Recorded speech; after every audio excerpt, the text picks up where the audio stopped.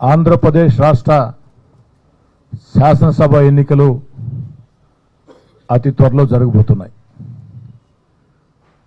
ఈ నెలాఖరు లేదా ఫిబ్రవరి మొదటి వారంలో నోటిఫికేషన్ వస్తుందని అనేక రకాల కథనాలు అటు పత్రికల్లో టీవీల్లో వస్తూ ఉన్నాయి. కాబట్టి ఎన్నికలు వచ్చే వేళ ప్రజలందరికీ ఒక విజ్ఞాపన చేయాలనే ప్రత్యేకంగా ఈ యొక్క విలేకరుల సమావేశం పెట్టడం జరిగింది. ప్రజలందరినీ నేను కోరేది ఒకటే, దాదాపుగా 5 ఏళ్లుగా వైఎస్ఆర్ కాంగ్రెస్ పార్టీ ప్రభుత్వ పనితీరు చూశారు, ముఖ్యమంత్రి జగన్మోహన్ రెడ్డి గారి పనితీరు చూశారు. ఈనాడు ఆంధ్ర రాష్ట్రంలో పరిస్థితి ఏ విధంగా ఉందంటే, సగటు ప్రజలు మాట్లాడే భాష ఏమిటంటే, వైఎస్ఆర్ కాంగ్రెస్ పార్టీ ప్రభుత్వం ఎలా ఉందంటే, ఒక్క మాటలో చెప్పాలంటే ఈ చేత్తో 10 రూపాయలు ఇచ్చి ఈ చేత్తో 100 రూపాయలు లాక్కునే ప్రభుత్వంగా ప్రజలు భావిస్తూ ఉన్నారు. నిరంతరం ప్రజల్లో తిరుగుతున్నప్పుడు నేను కానీ, నా కుటుంబ సభ్యులు కానీ, క్లస్టర్ ఇన్ఛార్జీలు కానీ, డివిజన్ ఇన్ఛార్జీలు, బూత్ ఇన్ఛార్జీలు, ప్రచారకర్తలు నిరంతరం రూరల్ నియోజకవర్గంలో తిరుగుతున్నప్పుడు కానీ, ఇతరత్రా పనుల మీద ఇతర జిల్లాలకు వెళ్ళినప్పుడు కానీ, ప్రైవేట్ కార్యక్రమాల్లో 10 మందిని కలిసినప్పుడు కానీ, ముఖ్యంగా సామాన్య కుటుంబాలు, పేద కుటుంబాలు, మధ్యతరగతి కుటుంబాలు, యువత అందరూ చెప్పే మాట ఒకే ఒక్క మాట, కుడి చేత్తో 10 రూపాయలు ఇచ్చి ఎడమ చేత్తో 100 రూపాయలు లాక్కునే ప్రభుత్వం అని. ఏమిటి దీనికి కారణం అంటే, ప్రజలందరి నోట్లోంచి వచ్చే మాట, కూరగాయల ధరలు పెరిగాయి, నిత్యావసర వస్తువుల ధరలు పెరిగాయి, కరెంటు ఛార్జీలు అయితే మామూలుగా కరెంటు తీగలు పట్టుకుంటే షాక్ కొడతాయి. ఆంధ్ర రాష్ట్రంలో కరెంటు షాక్ కొట్టాలంటే తీగలు పట్టుకోబడలేదు.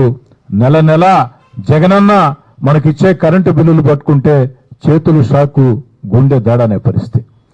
1 కాదు, 2 కాదు, 3 కాదు, ఇసుక ధర తీవ్రంగా పెరిగిపోయింది. భవన నిర్మాణాలు కానీ, లేదా ఒక రోడ్డో, ఒక కాలవో, లేదా ఒక చిన్న ఇళ్ళో, ఒక గోడో ఏదైనా కట్టుకోవాలంటే ఇసుక కావాలంటే కళ్ళ ముందు ఇసుక కనిపిస్తున్నా కూడా 6,000, 6,500, 7,000 ఆనాడు తెలుగుదేశం హయాంలో ఉచితంగా ఇసుక ఇచ్చిన పరిస్థితి. అన్నిటికీ మించి ఎస్సీ, ఎస్టీ, బీసీ, మైనార్టీ కార్పొరేషన్లో వ్యాపారాలు చేసుకునేదానికి రుణాలు మంజూరు చేసేవాళ్ళు ఈనాడు ఆ యొక్క ఎస్సీ, ఎస్టీ, బీసీ, మైనార్టీ కార్పొరేషన్లో ఎలాంటి రుణాలు వ్యాపారాలకి మంజూరు కాని పరిస్థితిని కూడా ప్రజలు మొత్తం కూడా గుర్తుకు తెస్తూ ఉన్నారు. ఆటో కార్మికులైతే ఎంత దారుణంగా మాట్లాడుతున్నారంటే, మా ప్రాంతంలో 100 ఆటోలు ఉంటే 10 ఆటోలకి ఆ యొక్క ఆటో మిత్ర సంవత్సరానికి 10,000 వస్తుంది.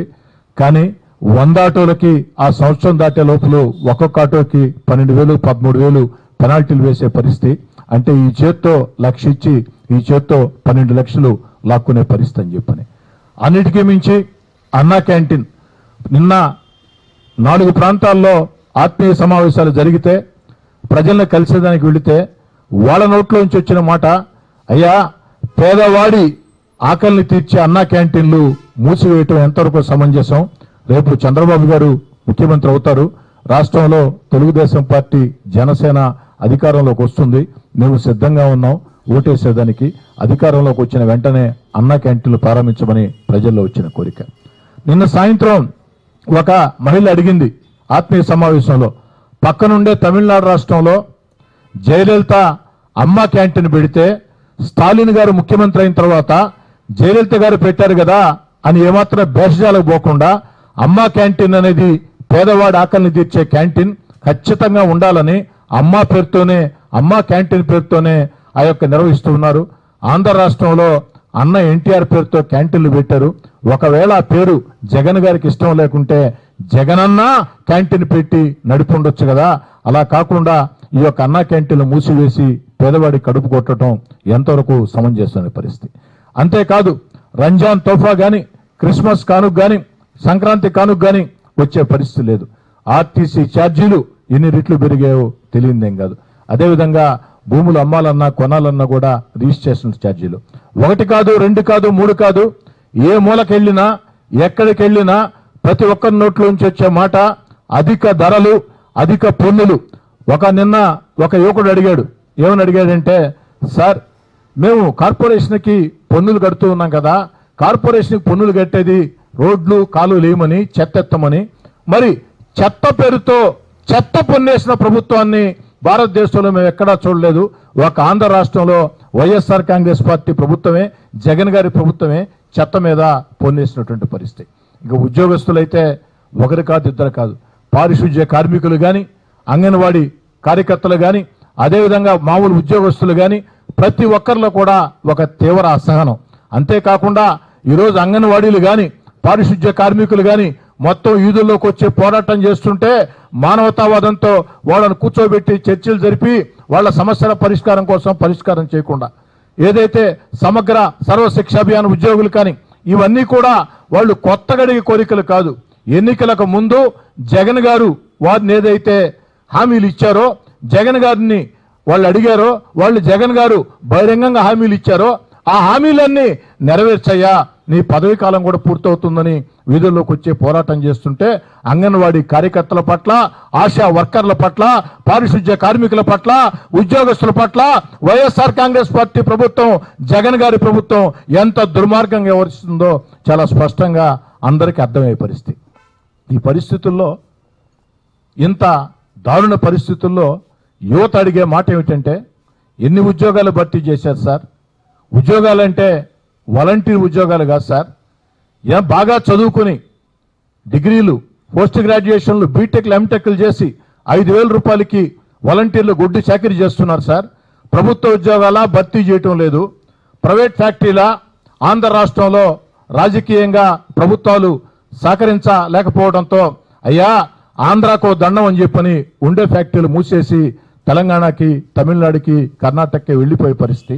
ఈ పరిస్థితుల్లో వారందరి కోరిక కూడా మళ్ళీ ఆంధ్ర రాష్ట్రంలో ఉద్యోగాలు రావాలంటే, ప్రభుత్వ ఉద్యోగాలు భర్తీ కావాలంటే, ప్రైవేట్ ఫ్యాక్టరీలు మొత్తం కూడా తెరవాలంటే చంద్రబాబు గారు ముఖ్యమంత్రి కావాలా, తెలుగుదేశం జనసేన అధికారం రావాలని కోరుకుంటున్నారు. నేను చెప్తే వినేదానికి కొంతమందికి ఆశ్చర్యకరంగా ఉండొచ్చు. ఈ మధ్య ఒక 6-7 మంది వాలంటీర్లు వచ్చి నన్ను కలిశారు. మేము వాలంటీర్లు సార్ అని కలిస్తే ఇంటికి వచ్చారు, కలిశారు. వాలంటీర్లు సార్ అంటే నేను అనుకున్నాను వాళ్ళు వాలంటీర్లుగా ఉండి నేనా వైఎస్ఆర్ కాంగ్రెస్ పార్టీకి దూరంగా జరిగిన ఎమ్మెల్యేని, తెలుగుదేశం పార్టీ నెల్లూరు రూరల్ నియోజకవర్గ ఇన్ఛార్జిని, ఇంత ధైర్యంగా వచ్చారా, ఏ వ్యక్తిగత సమస్య ఉందని ఏందని అడిగినప్పుడు వాళ్ళు చెప్పినటువంటి మాట ఏమిటంటే, వాలంటీర్లు సార్ మేమందరం కూడా బీటెక్లు చేసాం, డిగ్రీలు చేసాం, మంచి చదువులు చదువుకున్నాం, కానీ ఉద్యోగాలు లేక, ఉద్యోగాలు ఎక్కడి నుంచి వస్తాయి సార్? ప్రభుత్వం ఉద్యోగాలు భర్తీ చేయటం లేదు.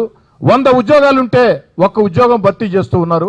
ప్రైవేట్ ఫ్యాక్టరీల ఆంధ్ర రాష్ట్రంలో పరిస్థితులు బాగాలేక ప్రభుత్వాలు వాళ్ళని వేధిస్తుండటంతో వైఎస్ఆర్ కాంగ్రెస్ పార్టీ ప్రభుత్వం మీద కోపంతో ఫ్యాక్టరీలు మూసేసి ఇతర రాష్ట్రాలకు పోతూ ఉన్నారు. మేము 5,000 రూపాయల కోసం ఒడ్డు చాకరీ చేస్తున్నాం సార్. మా చేత అనేక రకాలైనటువంటి కార్యక్రమాలు చేస్తూ ఉన్నారు. మా అందరి కోరిక ఒకటే సార్, వాలంటీర్లకు అందరూ కూడా మేము చెప్తున్నాం, 5,000 రూపాయల జీతంకే జీవితకాలం పనిచేసే ఈ వైఎస్ఆర్ కాంగ్రెస్ పార్టీ ప్రభుత్వం మనకొద్దు. వైఎస్ఆర్ కాంగ్రెస్ పార్టీ ప్రభుత్వం మళ్ళీ అధికారంలోకి వస్తే మనం ఎప్పటికీ 5,000 రూపాయల జీతంకే పనిచేయాల్సిన పరిస్థితి, ఉద్యోగ భద్రత లేని పరిస్థితి. అదే తెలుగుదేశం పార్టీ అధికారంలోకి వస్తే, తెలుగుదేశం జనసేన అధికారంలోకి వస్తే, చంద్రబాబు గారు ముఖ్యమంత్రి అయితే మన అందరికి కూడా ప్రైవేట్ ప్రభుత్వ రంగాల్లో ఉద్యోగాలు వస్తాయి. ఆ ఉద్యోగులలో వాలంటీర్లు కూడా ఉంటారు, వాలంటీర్లకి మంచి ఉద్యోగాలు వస్తాయి అన్న మాట మేమందరం చెప్తున్నాం సార్ అని చెప్పని. నా నిజంగా ఒక పక్క ఆశ్చర్యం, ఒక పక్క సంతోషం. ఎందుకని చెప్తున్నానంటే, మనం అనుకుంటాం పాపం ప్రజలు ఏం మాట్లాడలేని, కానీ ప్రజలు బహిరంగంగా మాట్లాడకపోవచ్చు. ఎందుకంటే మాట్లాడితే కేసులు కాబట్టి, వేధింపులు కాబట్టి మాట్లాడకపోవచ్చు. కానీ మాట్లాడాల్సిన చోట వాళ్ళ ఇళ్లలో, వాళ్ళ కుటుంబాలతో, వాళ్ళ స్నేహితులతో మాట్లాడుతూ ఉంటారు. వాలంటీర్లలోనే ఇంత పెద్ద మార్పు అంటే, వాలంటీర్లలోనే తెలుగుదేశం జనసేన ప్రభుత్వం రావాలా, చంద్రబాబు గారు ముఖ్యమంత్రి కావాలా, చంద్రబాబు గారు ముఖ్యమంత్రి అయితే ప్రభుత్వ ప్రైవేట్ రంగాల్లో ఉద్యోగాలు వస్తాయి, మేమంతా బాగా చదువుకున్న వాళ్ళమే, జీవితకాలం 5,000 రూపాయలకి వాలంటీర్లుగా పనిచేసే పరిస్థితి మనకు ఉండదు, మనందరికీ మంచి భవిష్యత్తు ఉంటుందని వాలంటీర్లే చంద్రబాబు గారి మీద అంత నమ్మకంతో మాట్లాడుతూ ఉన్నారంటే నిజంగా నాకు చాలా ఆశ్చర్యం వేసింది. అది పరిస్థితి నాడు. కాబట్టి ఈ పరిస్థితుల్లో ఏదైతే సంక్షేమ కార్యక్రమాలు, అభివృద్ధి కార్యక్రమాలు, మన బిడ్డలకు ఉద్యోగాలు ఇవన్నీ కూడా రావాలంటే రాష్ట్రంలో తెలుగుదేశం జనసేన అధికారంలోకి రావాలా, చంద్రబాబు నాయుడు గారు ముఖ్యమంత్రి కావాలా అన్న భావన ప్రజల్లో బలంగా ఉంది. ప్రజలందరూ కూడా నేను మనవి చేస్తూ ఉన్నా, ఈ ఎన్నికల్లో ఎవరిని వాళ్ళు మనం అందరం కూడా ఆంధ్ర రాష్ట్రం ముందుకు సాగాలంటే, అభివృద్ధి పదంలో ముందుకు సాగాలంటే సంక్షేమ పథకాలు, అభివృద్ధి కార్యక్రమాలు, మన బిడ్డలకు ఉద్యోగాలు, ఏదైతే రాజధాని లేని రాష్ట్రం ఆంధ్రప్రదేశ్ ఈనాడు దేశంలో ప్రతి రాష్ట్రానికి కూడా రాజధాని ఉంది. ఆంధ్రప్రదేశ్ రాజధాని లేదు. ఆంధ్రప్రదేశ్ రాజధాని ఉండాలా, అమరావతి ఏకైక రాజధానిగా అభివృద్ధి చెందాలంటే చంద్రబాబు గారి నాయకత్వాన్ని ఏ విధంగా మీరు కోరుకుంటున్నారో మీరు వీధుల్లోకి రావాల్సిన సమయం ఆసన్నమైంది. మీరు వీధుల్లోకి వచ్చి జెండాలు పట్టుకోమని నేను చెప్పటం లేదు. ఈనాడు సోషల్ మీడియా ప్రతి ఒక్కరి చేతుల్లో ఉంది, అందరి వద్ద ఫోన్లు ఉన్నాయి, సోషల్ మీడియా అలవాటు ఉంది. కాబట్టి తెలుగుదేశం జనసేనకు మద్దతుగా మీ సోషల్ మీడియాలో వేదిక చేసుకుని స్పందించండి. ఆంధ్ర రాష్ట్రాన్ని మనం అందరం కాపాడుకోవాలా. ఎవరికి వారు ప్రజలు అనుకూలంగా ఉన్నారు, ఖచ్చితంగా తెలుగుదేశం అధికారంలోకి వచ్చేస్తుంది అన్న నిర్లిప్త ధోరణితో కాకుండా ఎవరికి వాళ్ళు ఎన్నికల సమయం ఆసన్నమైంది కాబట్టి ఎన్నికల నోటిఫికేషన్ ఈ నెలాఖరు మొదటి వారం వచ్చే పరిస్థితి ఉంది కాబట్టి ఇక అధికార పార్టీ నాయకుల దురాగతాలు సాగవు. అధికారులు కూడా సహకరించరు. అధికారులు కూడా చాలా మార్పు వచ్చిన పరిస్థితి, అనేక మంది ఉన్నతాధికారులు కూడా రాబోయే పరిస్థితిని గమనించి ఎక్కడికక్కడ అందరూ కూడా తెలుగుదేశం జనసేన నాయకులతో నిరంతరం సంబంధాలు పెట్టుకుని ఉన్నారు. కాబట్టి వారందరినీ కూడా ప్రజలందరినీ కూడా కోరుతూ ఉన్నా, మీరు విధుల్లోకి రండి. ఆంధ్రప్రదేశ్ ఏకైక రాజధాని అమరావతి. ఆంధ్రప్రదేశ్లో సంక్షేమం, అభివృద్ధి కార్యక్రమాలు, మన బిడ్డలకు ఉద్యోగాలు ఏకతాటిగా సాగాలంటే ఆంధ్ర రాష్ట్రంలో చంద్రబాబు నాయుడు గారిని ముఖ్యమంత్రి చేసుకోవాలా అన్న భావన, తెలుగుదేశం పార్టీ జనసేన గెలిపించాలన్న భావన మీలో ఎంత బలంగా ఉందో ఖచ్చితంగా దాన్ని సాకారం కావాలంటే మీరందరూ కూడా ఎవరికి వాళ్ళు విధుల్లోకి రావాలని కోరుకుంటూ ఉన్నా. ఆనాడు ప్రజలు అడుగుతూ ఉన్నారు. ఆనాడు దురదృష్టవశాత్తు ఎవరైనా చనిపోతే, సహజ మరణం అయితే 2 లక్షలు, యాక్సిడెంట్ అయితే 5 లక్షలు చంద్రన్న బీమా. ఆ బీమా కూడా ఈరోజు లేని పరిస్థితి. ప్రజలు అడుగుతూ ఉన్నారు, అయ్యా చంద్రబాబు గారి పేరు పెట్టడం మీకు ఇష్టం లేకుంటే చంద్రన్న బీమా బదులు జగనన్న బీమా పెట్టు, మాకు అభ్యంతరం లేదు. కానీ ఒక కుటుంబం మరణించినప్పుడు 2 లక్షల రూపాయల సహాయం అనేది కుటుంబానికి ఒక భరోసా ఇస్తుంది. యాక్సిడెంట్లో చనిపోతే 5 లక్షలకు భరోసా ఇస్తుంది. అవన్నీ ఏమైపోయినాయి అని ప్రజలు మొత్తం కూడా మాట్లాడే పరిస్థితి. కాబట్టి ఆంధ్ర రాష్ట్రంలో ఉండే ప్రజల్లో ఆలోచన ఈ రకంగా ఉంది. ఒక వర్గం అని కాదు, పేద, సామాన్య, మధ్యతరగతి తేడా లేకుండా ప్రతి ఒక్కరు కూడా విద్యావంతుల, నిరక్షరాస్యుల తేడా లేకుండా, కులాలు మతాలకు అతీతంగా, మైనార్టీల మెజార్టీల తేడా లేకుండా అందరిలో కూడా ఉన్న అనుకూల వాతావరణాన్ని సద్వినియోగం చేసుకునేదానికి తెలుగుదేశం జనసేన కార్యకర్తలు కష్టించి పనిచేయాలని, ప్రజలు కూడా ఎన్నికల సమయం వచ్చేస్తుంది కాబట్టి వీధుల్లోకి రావాలని చెప్పని కోరుకుంటూ నా మాటలు ముగించే ముందు ఒక్క మాట చెప్తూ ఉన్నాను. మామూలుగా వ్యాపారస్తులు వ్యాపారాలు చేసుకుంటూ ఉంటే ఏదో ఎన్నికలు వచ్చినప్పుడు లేదా ఏదైనా కార్యక్రమాలంటే రాజకీయ నాయకులకి తమ వంతుగా సహాయం చేస్తూ ఉంటారు. వ్యాపారస్తులు, అది ఆంధ్ర రాష్ట్రమే కాదు, భారతదేశంలో ఎక్కడైనా సరే వ్యాపారస్తులు వ్యాపారాలు చేసుకుంటూ తమకు ఇష్టమైన నాయకుడికి, ఇష్టమైన పార్టీకి ఎన్నికల వేళ వాళ్ళ శక్తి కొద్దీ సహాయం చేస్తుంటారు. దానికి రాజకీయ నాయకులు సంతోషపడుతూ ఉంటారు. కానీ వైఎస్ఆర్ కాంగ్రెస్ పార్టీ ప్రభుత్వంలో పరిస్థితి ఏమిటంటే వ్యాపారస్తులు కష్టించి వ్యాపారాలు చేసుకుంటే ఆ వ్యాపారాల ఆదాయాల్లోకి వస్తూనే వైఎస్ఆర్ కాంగ్రెస్ పార్టీ ప్రభుత్వ పెద్దలు వెళ్ళి ఆ వ్యాపారాలను స్వాధీనం చేసుకుని మీ కుటుంబ ఖర్చులకు మేము ఇంత ఇస్తాం అని చెప్పే పరిస్థితి ఇక్కడే వచ్చింది. నేను మళ్ళీ చెప్తూ ఉన్నా, వ్యాపారస్తులు కష్టించి వ్యాపారాలు చేసుకుంటే వ్యాపారాల్లో మంచి ఆదాయాలు వస్తూ ఉంటే ఆ వ్యాపారాలను వైఎస్ఆర్ కాంగ్రెస్ పార్టీ ప్రభుత్వ పెద్దలు, ప్రభుత్వ నాయకులు స్వాధీనం చేసుకుని వారిని తరిమేసి వారికి మీ కుటుంబాల ఖర్చులకి ఇదిగో డబ్బులని వీళ్ళు ఇచ్చే పరిస్థితి. ఇది ఎక్కడ న్యాయం అర్థం కావట్లేదు. ఈరోజు సిలికా ఉంది. సిలికా నమ్ముకున్నటువంటి గూడూరు సోదరులు ఎంతోమంది గత ఎన్నికల్లో వైఎస్ఆర్ కాంగ్రెస్ పార్టీ కోసం కష్టం చేశారు. ఎన్నికలైన వెంటనే సిలికాని వైఎస్ఆర్ కాంగ్రెస్ పార్టీ పెద్దలు వైఎస్ఆర్ కాంగ్రెస్ పార్టీ అగ్రనేతలు, వైఎస్ఆర్ కాంగ్రెస్ పార్టీ అధినేత మొత్తం స్వాధీనం చేసుకున్న పరిస్థితి. అదేవిధంగా ఇసుక ఏం జరిగిందో మీకు తెలుసు. ఇసుక ఎవరు చేస్తున్నారో మీకు మొత్తం కూడా తెలుసు. అన్నిటికీ మించి బాధాకరం ఏంటంటే క్వాడ్జ్ అనేది 30 ఏళ్లుగా 40 ఏళ్లుగా క్వాడ్జికి కనీస ధర లేక కొన్ని వందల మంది ఆ క్వాడ్జిని నమ్ముకుని ధర ఉన్నా లేకున్నా ఏదో కుటుంబాల ఖర్చులకు వస్తే చాలని చెప్పి క్వాడ్జి మీద ఆధారపడి జీవించే పరిస్థితుల్లో ఈరోజు అంతర్జాతీయ మార్కెట్లో క్వాడ్జికి దాదాపు 20 రెట్లు 15 రెట్లు ధర పెరిగిన పరిస్థితుల్లో ఆ కుటుంబాలన్నీ కూడా 30 ఏళ్లుగా 40 ఏళ్లుగా మనం కష్టాలు పడ్డాం, ఇబ్బందులు పడ్డాం. దేవుడి దయతో క్వాడ్జికి మంచి రేటు వచ్చింది, మనం బాగా జీవితంలో స్థిరపడచ్చు అనుకుంటే ఆ క్వాడ్జి మైన్లు మొత్తం కూడా స్వాధీనం చేసుకుని ఇష్టారాజ్యంగా క్వాడ్జిని కొల్లగొడుతూ, నిబంధనల విరుద్ధంగా క్వాడ్జిని కొల్లగొడుతూ, వేరే వాళ్ళకి పర్మిట్లున్నా మిమ్మల్ని ఎత్తని మేమే ఎత్తుకోవాలా, మీరు ఎత్తితే ఇదిగో పోలీసులు, ఇదిగో రెవెన్యూ, ఇదిగో మైనింగ్, మేము మాత్రం పర్మిట్లు ఉన్నా లేకుండా ఎత్తుకుని ఆ కుటుంబాల పరిస్థితి ఏమిటంటే ఎంత దారుణం అంటే మీకు 2000 ఇస్తాం టన్నుకి. ఆ టన్ను తీయాలంటే ఎంత ఖర్చు అవుద్ది, కానీ అమ్మేది మాత్రం 26,000, 30,000, 40,000 ఆ యొక్క దాన్ని బట్టి.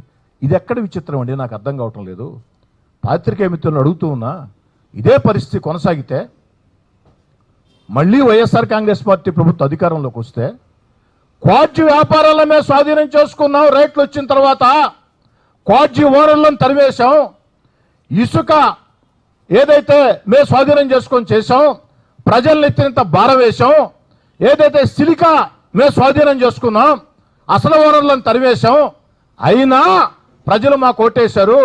ఈసారి మంచి మంచి స్థలాలు ఎక్కడ ఉన్నాయో చూడండి, మంచి మంచి బిల్డింగులు ఎక్కడ ఉన్నాయో చూడండి, ఆ ఓనర్ దగ్గరికి వెళ్ళి 10 రూపాయలు వస్తూనే 2 రూపాయలు ఇస్తాం, రిజిస్ట్రేషన్ చేయాలా, చేయకుంటే ఊరుకో అనే పరిస్థితి వస్తుంది. కాబట్టి పాత్రికేయ మిత్రులారా, ప్రజలారా, ఆలోచన సాగించాలని చెప్పని ఈరోజు ఇరిగేషన్ ప్రాజెక్టులు దేవుడెరుగు, కాలువల్లో పూడికి తీసే పరిస్థితి లేదు. ఇరిగేషన్ ప్రాజెక్టులు దేవుడెరుగు, కాలువల్లో పూడికి తీసే పరిస్థితి లేదు. అన్నిటికీ మించి ఆంధ్ర రాష్ట్ర రైతులు దేశంలోనే, ఆంధ్ర రాష్ట్రంలో కౌలు రైతుల ఆత్మహత్యలో ఆంధ్ర రాష్ట్రం 2వ స్థానంలో ఉంటే, రైతుల ఆత్మహత్యల్లో ఆంధ్ర రాష్ట్రం దేశంలో 3వ స్థానంలో ఉంది. అన్నిటికీ మించి రైతుల అప్పుల్లో మాత్రం ఆంధ్ర రాష్ట్రం 1వ స్థానంలో ఉంది. కాబట్టి ఈ పరిస్థితుల్లో ప్రజలందరూ ఆలోచన చేయాలని చిట్ట చివరి మాట, ఇటీవల కాలం 4 రోజుల నుంచి చాలామంది వైఎస్ఆర్ కాంగ్రెస్ పార్టీ ఎమ్మెల్యేలు, ఎంపీలు మీడియా ముందుకు వచ్చి తమ బాధలు చెప్పుకుంటూ ఉన్నారు, మాట్లాడుతూ ఉన్నారు. పత్రికా విలేకరుని అడుగుతూ ఉన్నాను నేను, ఏం సార్ ఈ మాటలు సంవత్సరం క్రితం మీకు ఎన్నట్టు లేవా? సంవత్సరం క్రితం 16 నెలల అధికారాన్ని వదులుకుని ఇదే కార్యాలయంలో మీ అందరి సాక్షిగా వైఎస్ఆర్ కాంగ్రెస్ పార్టీ ప్రభుత్వ పెద్దల వేధింపులను ఎదుర్కొంటూ పోరాటాలు చేస్తూ వైఎస్ఆర్ కాంగ్రెస్ పార్టీ తీరు గురించి, జగన్ గారి తీరు గురించి, సలహాదారుడు సజ్జల రామకృష్ణారెడ్డి తీరు గురించి ఇదే కార్యాలయంలో చాలాసార్లు మాట్లాడుకున్నాం సార్. పోరాటాల సందర్భంగా, కార్యకర్తల సమావేశాల్లో, విలేకరుల సమావేశాల్లో. ఏడాది క్రితం గత జనవరిలో నేను ఏమి చెప్పానో ఈరోజు 4 రోజులుగా అనేక మంది ఎమ్మెల్యేలు, అనేక మంది ఎంపీలు అదే మాటలు చెప్తూ ఉన్నారు సార్.